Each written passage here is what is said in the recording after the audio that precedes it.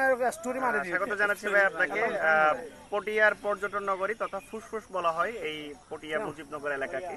এই এলাকা নিয়ে এবং এই পর্যটন নগরীর সম্ভাবনা নিয়ে সম্পূর্ণ এই এলাকাটাকে নিয়ে কিছু আপনার মতামত আমাদেরকে জানাবেন। আসলে ধন্যবাদ আপনাদেরকে।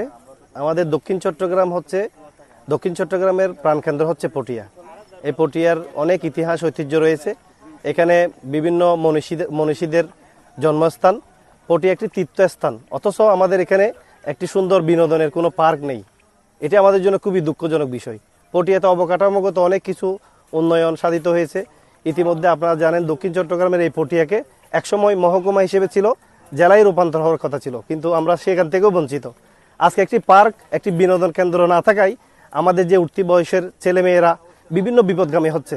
এগুলো থেকে পরিত্রাণ পেতে হলে এই যে দক্ষিণ চট্টগ্রামের পটিয়া উপজেলার হাইটগাঁও ইউনিয়নের মুজিবনগরের আমরা এখানে অবস্থান করছি, এটি একটি সুন্দর মনোরম পরিবেশ, পাহাড়ের পাদদেশের পরিবেশ।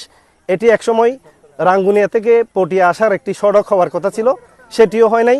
এখানে প্রাকৃতিক গ্যাস উৎপাদনের কথা ছিল, সেটিও হয় নাই। অদৃশ্য কারণে সবগুলো বেঁচতে যাচ্ছে।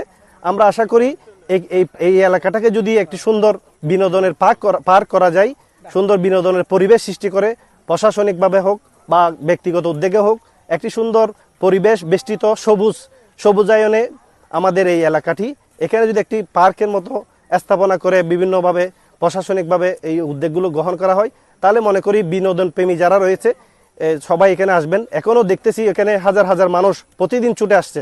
প্রতিদিন তারা একটু বিনোদনের আশায় এখানে প্রতিনিয়ত এসে যাচ্ছে, বেড়াচ্ছে। অথচ কিন্তু আরও কিছু উন্নত অবকাঠামোগত কাজ করে যদি আরও সুন্দর দৃষ্টিনন্দন করা যায়, তাহলে পর্যটনের একটি দৃষ্টিনন্দন এলাকা হিসেবে এটি পরিগণিত হবে বলে আমি আশা করি। ধন্যবাদ আপনাকে।